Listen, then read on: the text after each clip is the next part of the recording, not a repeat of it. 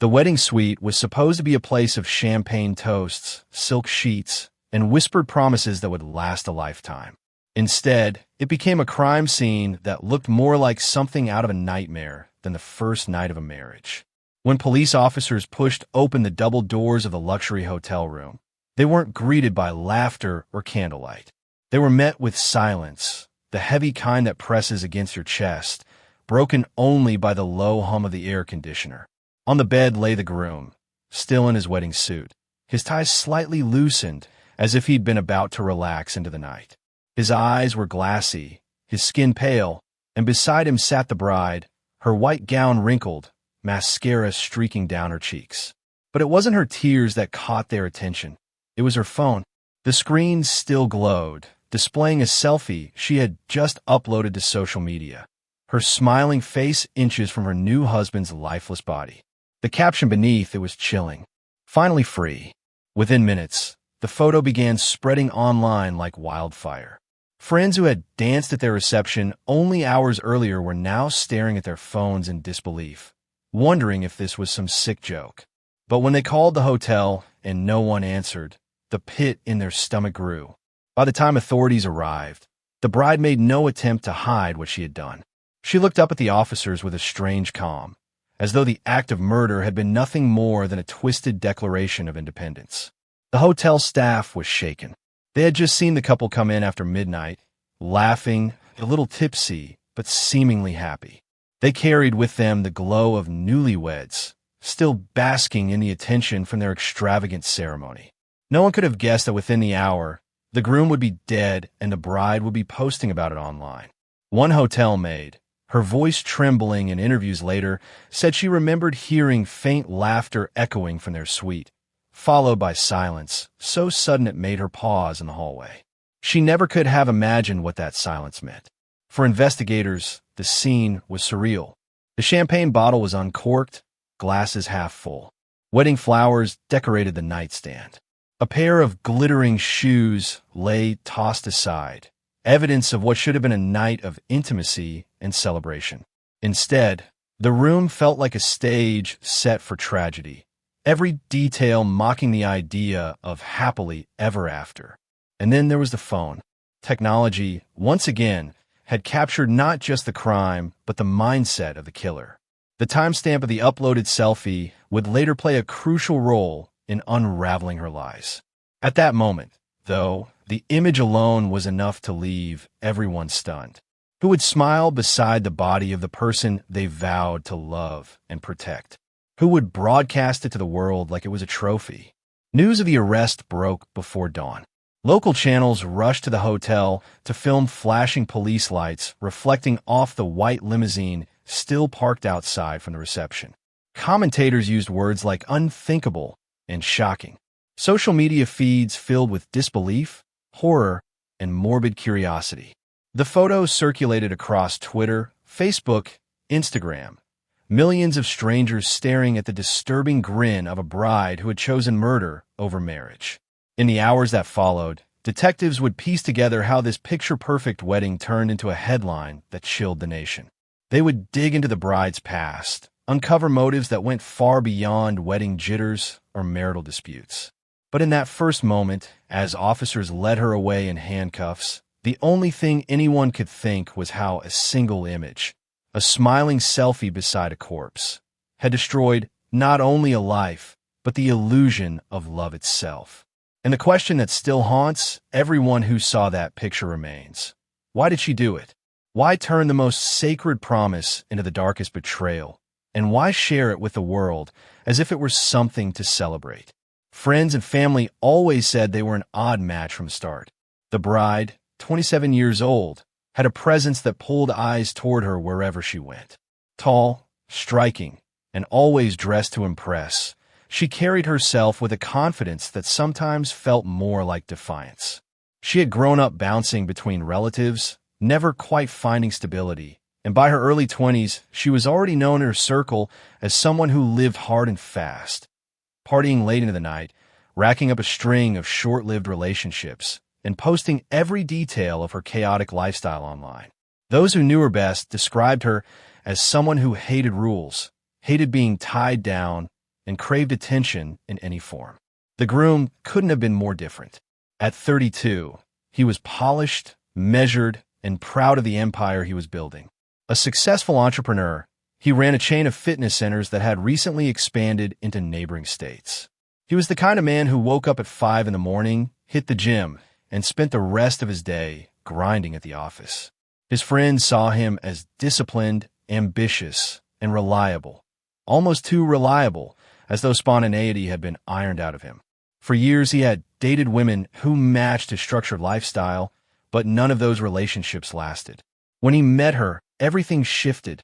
Their story began online, a random message that led to weeks of playful exchanges. To outsiders, it seemed almost impossible that the fitness mogul and the wild party girl could make sense together. But to him, she was exciting, unpredictable, the complete opposite of the world he had built for himself. To her, he represented something she had never had before: security, status, and a man who would always be steady no matter how chaotic things became around her. The first time he introduced her to his family, the room stiffened. His parents had worked decades to build their wealth and reputation, and they weren't shy about voicing their doubts. They whispered that she was too flashy, that her background was too messy, that she didn't really love him. But he defended her fiercely, insisting that she had a side no one else saw, a softer side, vulnerable and craving stability. His younger sister recalled that at dinners, he would stare at her with an intensity that made it clear he was hooked. He looked at her like she was the only person in the world, she later told reporters. On her side, friends were far more candid. They admitted she had joked about wanting to marry rich, and when she showed off the engagement ring on Instagram, the caption, "Finally, a man who knows how to treat me right," didn't silence their suspicions. Still, they were swept up in the fantasy. The photos of the couple traveling, dining at high-end restaurants, and posing with expensive cars painted a picture of a love story elevated by money and luxury. To anyone scrolling through her feed, it looked like she had transformed from the girl who partied until sunrise into a woman living a dream life. But behind the glossy snapshots were cracks that never fully closed. Those closest to the groom said he sometimes confided about her temper, about arguments that spiraled out of nowhere. He admitted she hated being told no, and that when he tried to set boundaries, she would push back with threats to leave. Yet for all the tension, he couldn't let go. He believed she needed him, that his love could tame her restlessness. The engagement came quickly, less than a year after they met. He proposed during a trip to Miami, dropping to one knee on a rooftop bar as the skyline glittered behind them.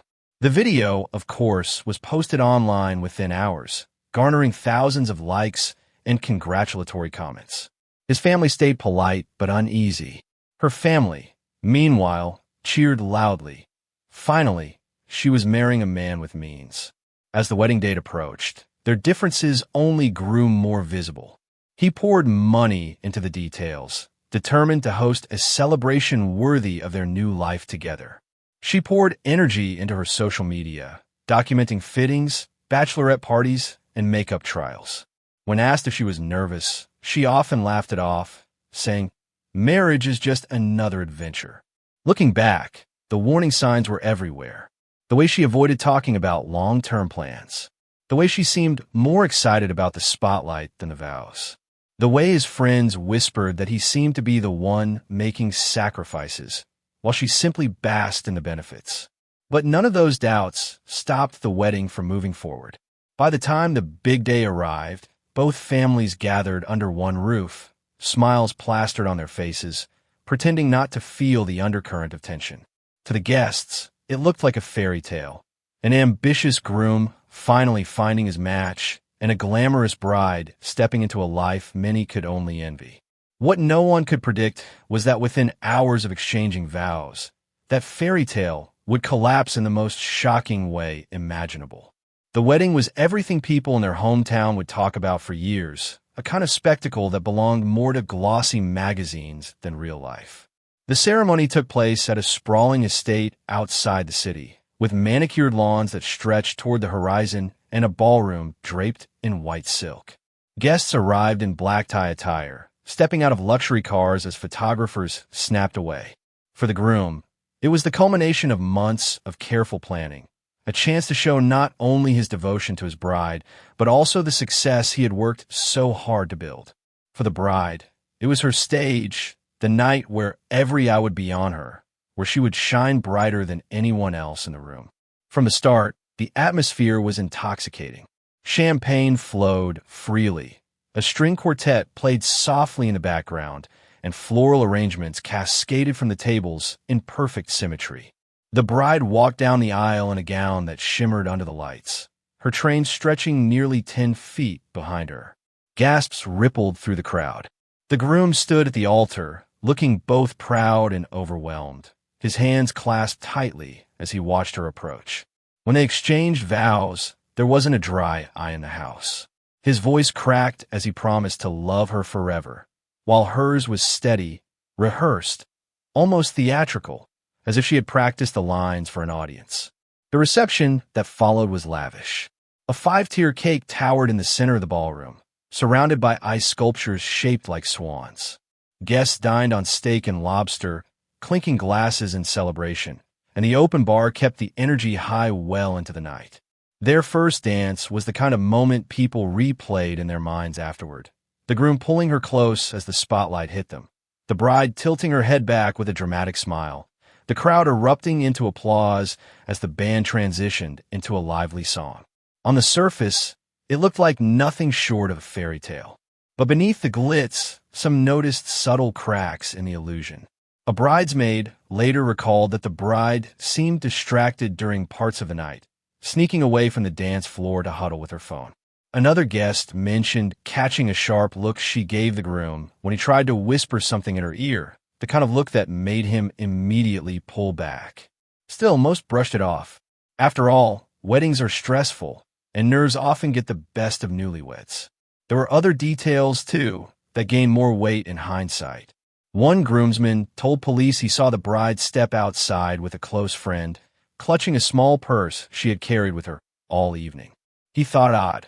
Most brides leave their bags behind once the ceremony starts, but at the time, he assumed it held nothing more than makeup or a phone charger. Later, investigators would zero in on that very bag. As the night stretched on, the celebration grew rowdy. Guests danced until their shoes were kicked off, ties were loosened, and the band had shifted to upbeat party anthems. The bride drank heavily, downing glass after glass of champagne. At one point, she climbed onto the stage, laughing wildly as she grabbed the microphone and shouted, "Here's to freedom." The crowd cheered, thinking it was just a bride letting loose. But for those who remember the moment later, the choice of words would seem haunting. Still, the overall impression remained one of joy. Guests later described the groom as beaming, glowing even, as though he had finally achieved the life he'd always dreamed of. He made rounds to every table, thanking people for coming, making sure his family felt included, his friends felt seen.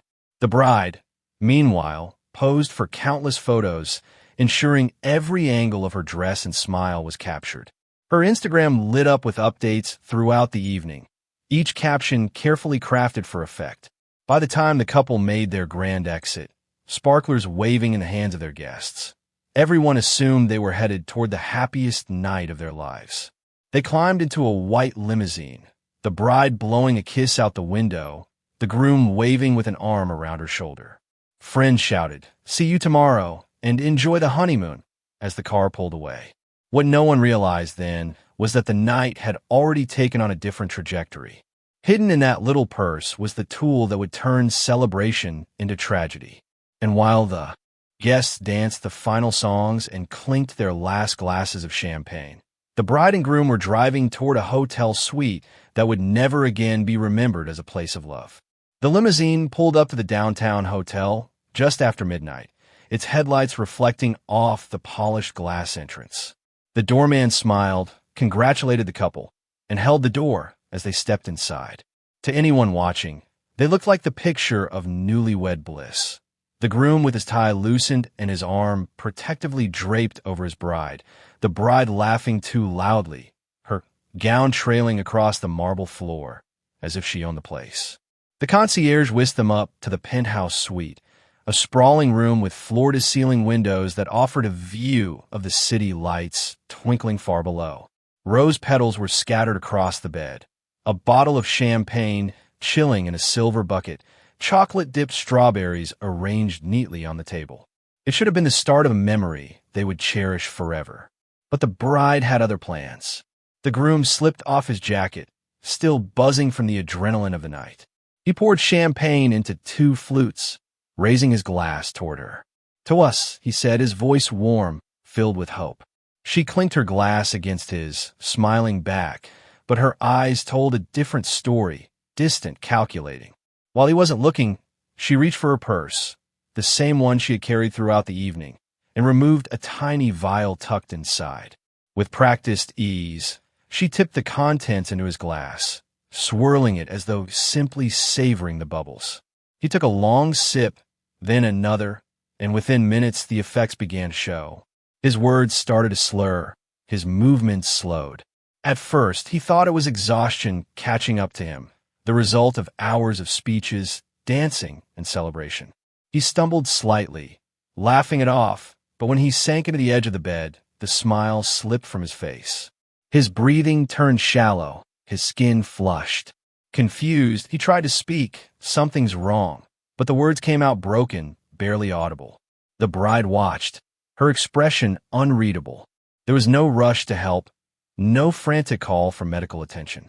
Instead, she set her own untouched glass on the nightstand and stood over him. The man who had promised her forever, who had built a future around her, was now gasping for air at her feet. She didn't kneel beside him. She didn't cry. She simply waited, her silence louder than any words. As his body went limp, she adjusted her gown, smoothed her hair in the mirror, and picked up her phone. It was almost as though she had rehearsed the moment. She angled the camera just right, crouched beside him, and snapped a photo, her face framed with a victorious smile, his lifeless form in the background. The flash illuminated the room, catching the shimmer of her diamond ring, the gloss of her lipstick. Then, with a few quick taps, she uploaded the picture to social media. The caption was short and chilling, "Finally free." Outside, the city moved on as usual. Cars honked, neon signs flickered, laughter spilled from late-night bars. Inside the penthouse, the bride reclined against the headboard, scrolling through her feed as the first comments trickled in. At first, her friends thought it was some kind of edgy joke. "Girl, you're crazy," one wrote. Another added laughing emojis. But as the minutes passed and the image spread, the tone shifted. Confusion turned to horror. Several guests from the wedding, still in their gowns and tuxedos, saw the post and immediately tried to call. When no one answered, panic set in. The bride ignored the ringing phone, watching as likes and shares climbed. She adjusted the filters on the photo, as if curating the perfect image, the perfect statement. She didn't notice, or didn't care, that the timestamp embedded in the photo, along with the GPS metadata, was silently recording the truth. That tiny detail, invisible to her in a moment, would later become the thread that unraveled her carefully woven lies. In the suite, the evidence of celebration still lingered. The untouched strawberries glistened under the lamp. The champagne bottle sat sweating in its bucket, one glass half empty, the other still full. The petals scattered across the bed were now stained by the weight of tragedy. Everything looked staged, but in a grotesque parody of what a wedding night should be. When hotel staff came to check the next morning, summoned by frantic relatives who had seen the photo, they were met with a nightmare. The bride was still in her gown, sitting calmly with her phone, the groom cold and motionless beside her. It was the kind of sight no one forgets, the beginning of a case that would horrify the nation, not only for the crime itself, but for the eerie way it was broadcast to the world. What should have been a night filled with promises of forever had become a declaration of death. And though she thought she controlled the narrative with one chilling post, the truth would soon catch up, hidden in the very pixels of the image she had proudly shared. The photo hit social media like a grenade. At first, most people scrolling through their feeds assumed it had to be some kind of tasteless prank. The bride, still in her white gown, makeup slightly smeared from a night of celebration, posed with a bright, almost triumphant smile. Just over her shoulder, clearly visible, was the groom's body lying motionless on the bed. The caption read only 2 words, "Finally free." Within minutes, the comments poured in. Friend from the wedding reception, still in their tuxedos and dresses, couldn't believe what they were seeing.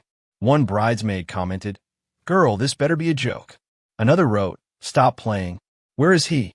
But as the photo stayed online and the bride didn't respond, the tone shifted from teasing to terrified. A cousin of the groom immediately called his phone, then hers, but both went unanswered. Guests who had been dancing with them just hours earlier now sat staring at their screens, their stomachs in knots. By 1 a.m., the post had already been shared dozens of times. Screenshots spread through private group chats before jumping to public pages. Strangers who had no connection to the couple began weighing in. Some thought it was an elaborate stunt for attention. Others insisted it looked too real. On Twitter, hashtags like #WeddingNightMurder and #BrideFromHell started trending in the region. Local influencers reposted the image with captions like, "What is wrong with people?" and "This can't be real." Meanwhile, several guests rushed to the hotel, panicked after seeing the photo. They begged the front desk staff to check the suite, but the hotel, bound by policy, hesitated at first. When calls from multiple people described a possible crime, management finally contacted police. By the time officers arrived, the post had already reached hundreds of thousands of feeds. Inside the suite, the bride wasn't hiding. She was sitting cross-legged on the bed, scrolling through the comments as though she were simply watching a storm unfold online. Her phone buzzed nonstop, missed calls, notifications, messages from frantic relatives. Instead of panic, she seemed oddly detached, even amused. Officers later testified that when they entered, she looked up and asked flatly, "What took you so long?" Outside the hotel, the scene grew chaotic. Reporters, alerted by the explosion on social media, began arriving with cameras. Wedding guests and formal were stood huddled on the sidewalk, crying, calling family members, or refusing to believe what was happening. The limo driver who had dropped them off just hours before returned in shock, telling anyone who would listen that the couple had seemed totally normal. The bride's own family was torn, some insisting she must have been framed, others unable to explain away the damning photo. By sunrise, the story had reached national news outlets. Morning shows led with headlines like, "Bride selfie beside dead groom sends shockwaves across the internet." The image, blurred for broadcast, flashed across TV screens nationwide. True crime podcasters jumped on the story, some recording emergency episodes overnight, dissecting every detail they could find. Was it premeditated? Was it revenge? Was it performance, done for the twisted thrill of likes and shares? The groom's family, shattered, woke up to a nightmare.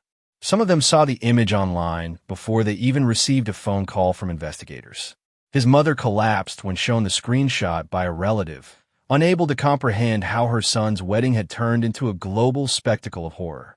As the photo spread, people online began digging into the couple's past.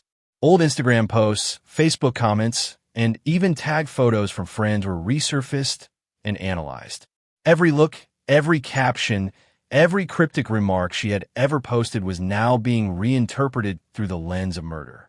One clip from her bachelorette party, where she shouted, "No man can ever own me," went viral again, shared with captions suggesting she had been planning her escape all along. Law enforcement, meanwhile, worked quickly to lock down the scene and seize the bride's phone. They knew the digital evidence would be key, not just the photo itself, but the metadata behind it, the exact time it was taken, the location, the upload history. While the bride sat handcuffed in the back of a squad car, her face lit by the glow of flashing police lights, her photo continued its viral march. Memes appeared within hours, cruelly mocking the tragedy.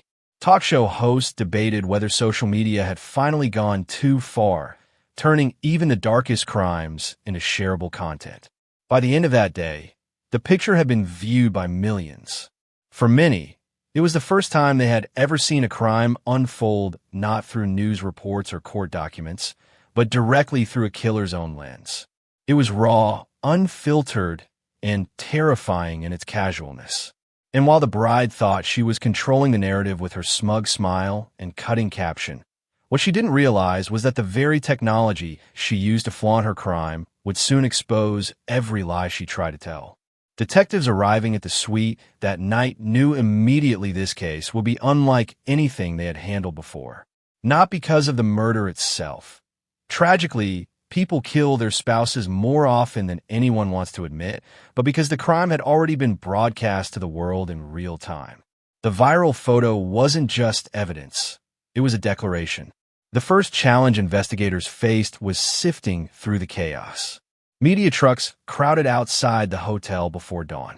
Strangers were already leaving flowers and candles on the sidewalk as though the crime scene were a shrine.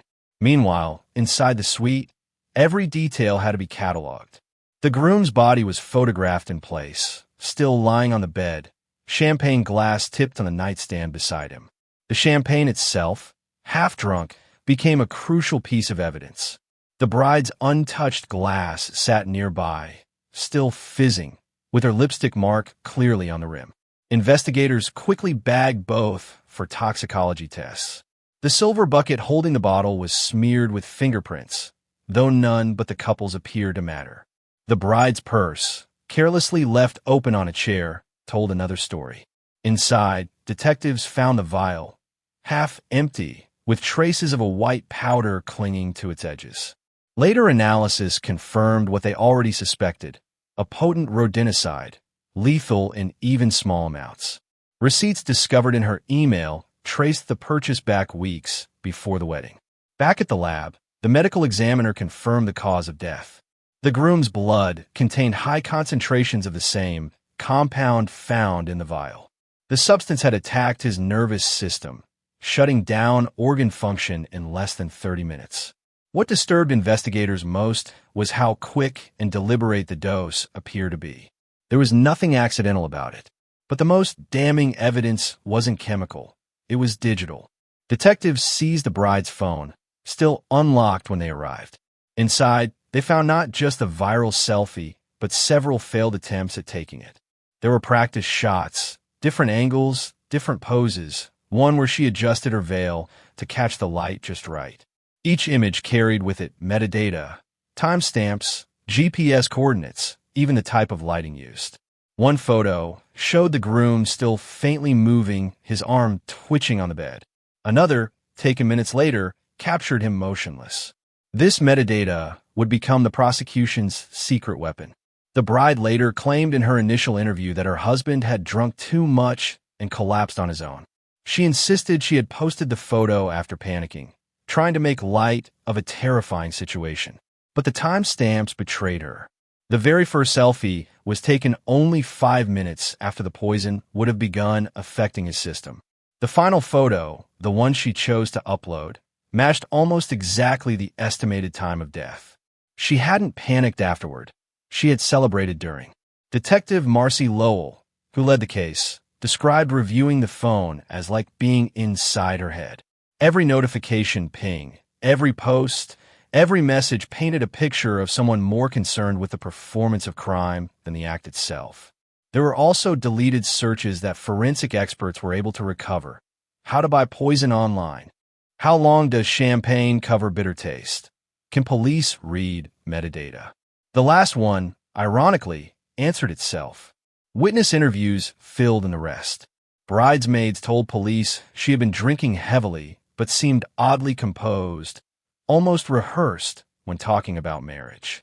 One groomsman recalled the purse she clutched tightly all night, never letting it out of her sight.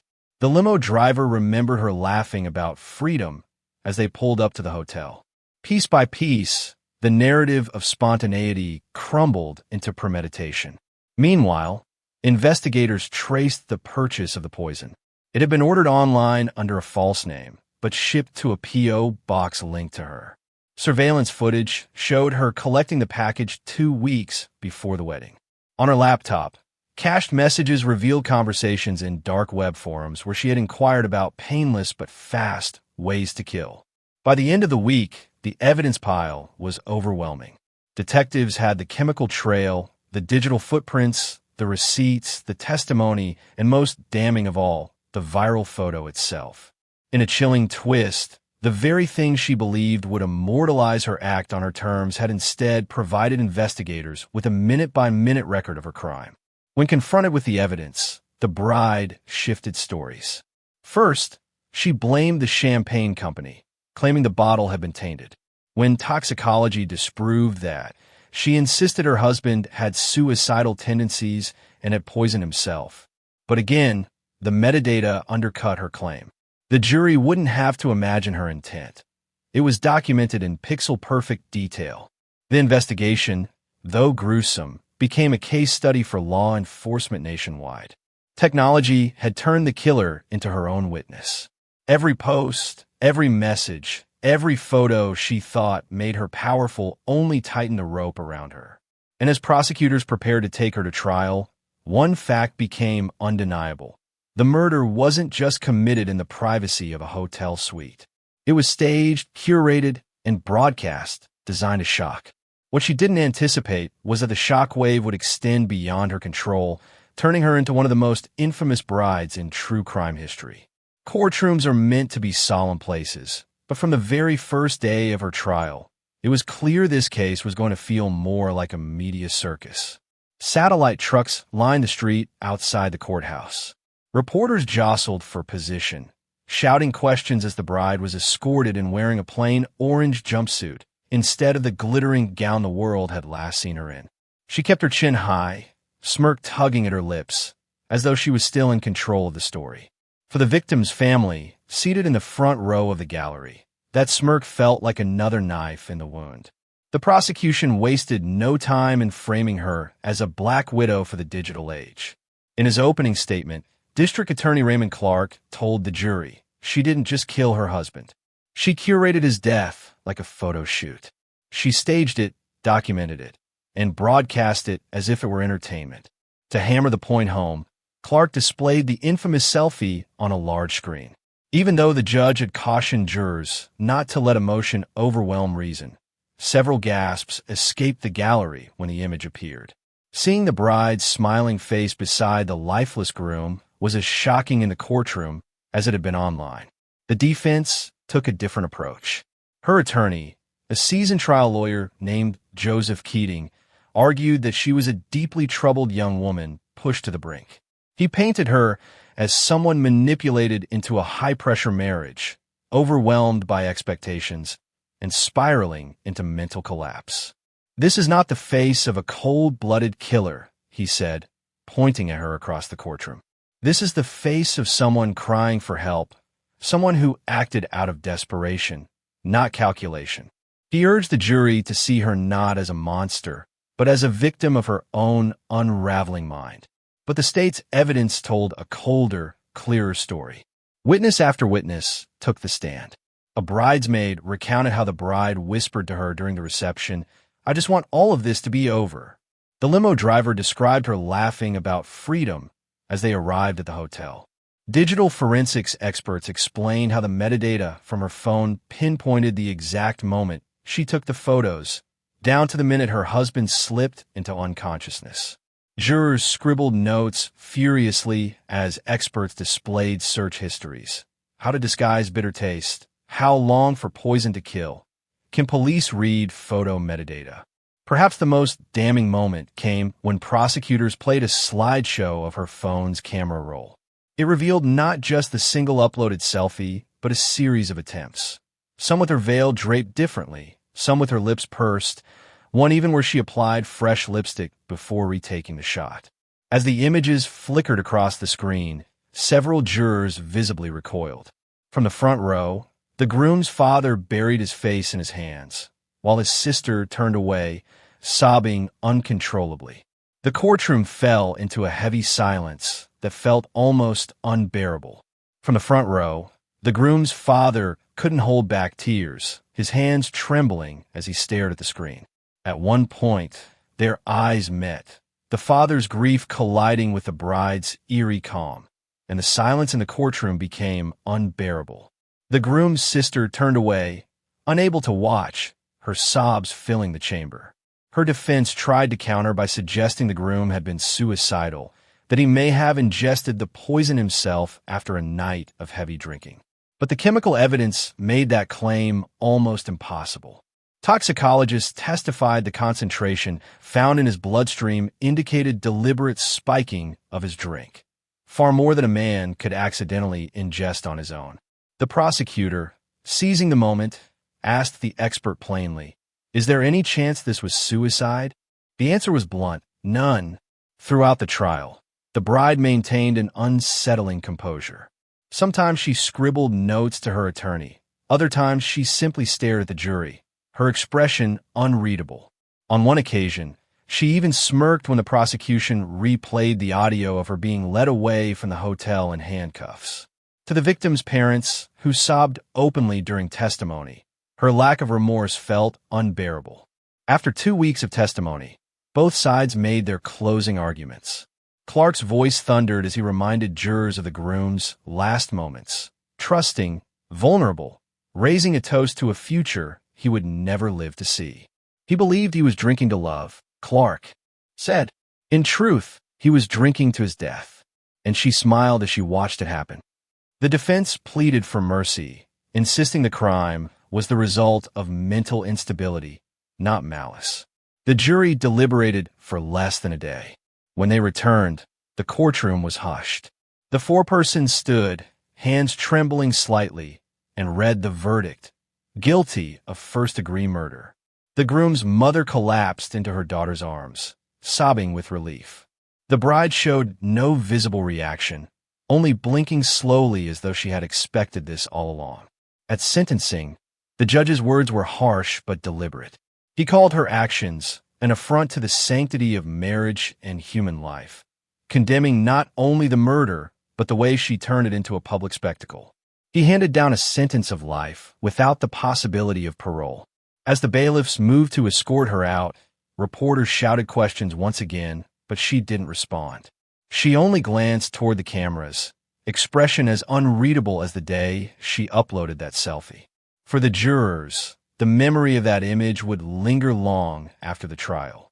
It wasn't just evidence. It was a reminder of how far someone could go to control their own narrative, even in the moment of committing the ultimate betrayal. The sentence sent shockwaves far beyond the courthouse. Life without parole. The words echoed on every news channel, scrolling across the bottom of screens while anchors debated what had just unfolded.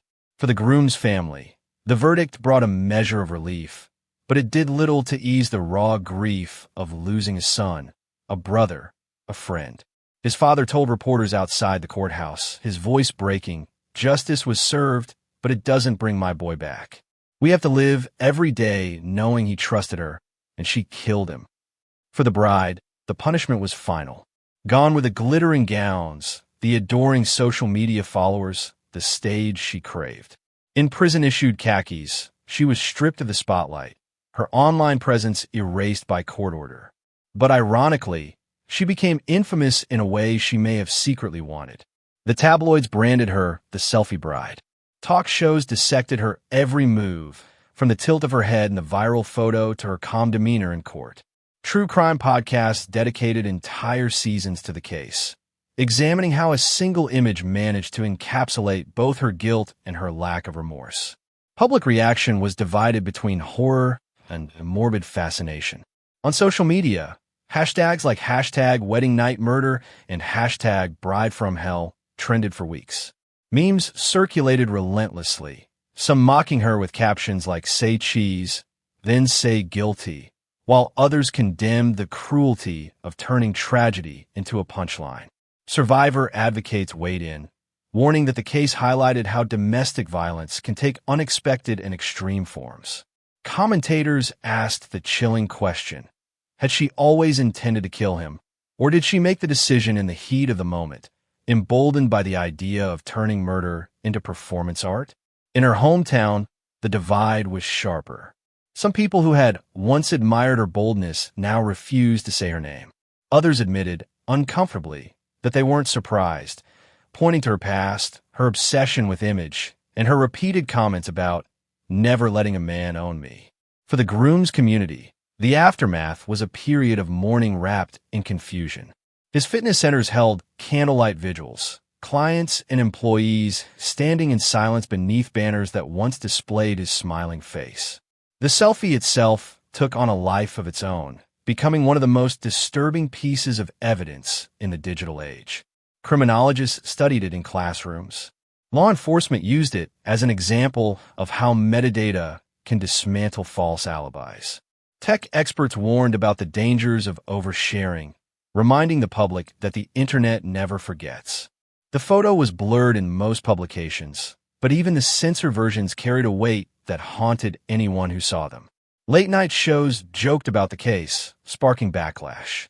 Victims' rights groups argued that turning such a brutal murder into comedy disrespected the groom's memory. Yet, despite outrage, the story refused to fade. It became a mirror reflecting society's obsession with spectacle. How people consume crime as entertainment, how social media blurs the line between reality and performance.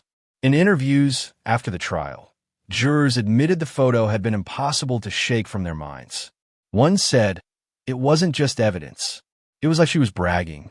It told us everything we needed to know about her state of mind." For them, the guilty verdict had never been in doubt.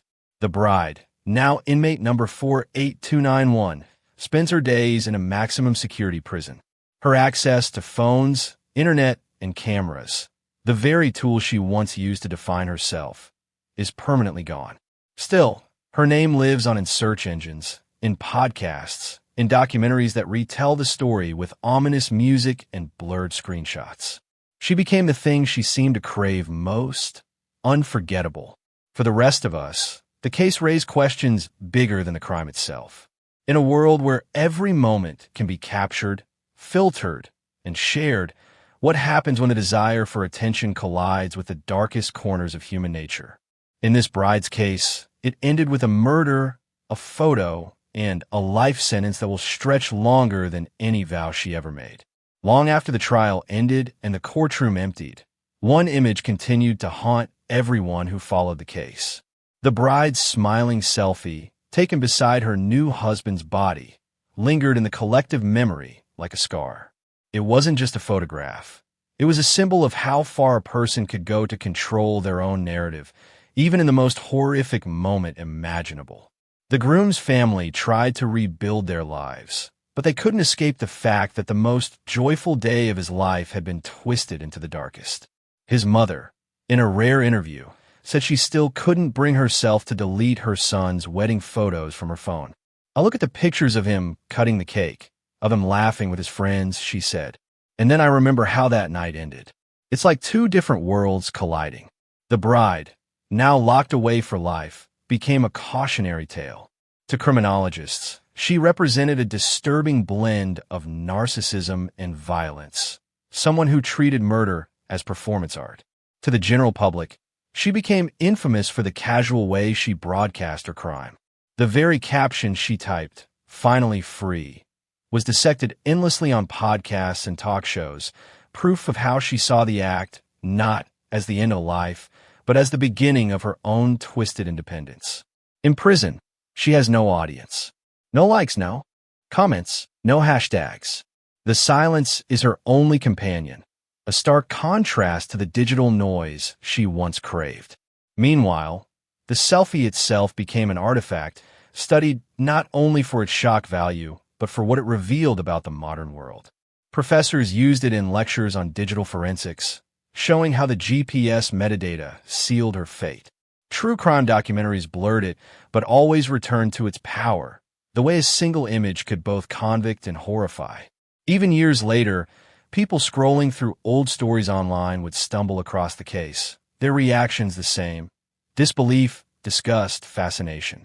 What made the story linger wasn't just the brutality of the act, but the way it intersected with the age of social media. It forced people to ask uncomfortable questions. Have we become so obsessed with documenting our lives that even crime becomes content? When does the need to be seen eclipse the basic human instinct for empathy? The bride's actions suggested that, for her at least, the answer had already tipped too far. For those who love the groom, The tragedy serves as a permanent reminder of trust betrayed. He raised a glass to his bride on their wedding night, believing he was toasting to forever.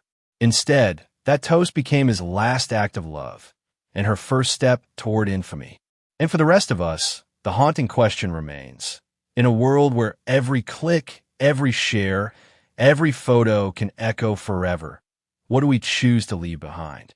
For this bride, it was a smile beside a corpse, a chilling legacy carved not in vows, but in pixels. Because at the end of it all, the photo didn't just capture death. It captured the death of love, the death of trust, and the death of the illusion that marriage vows are always sacred.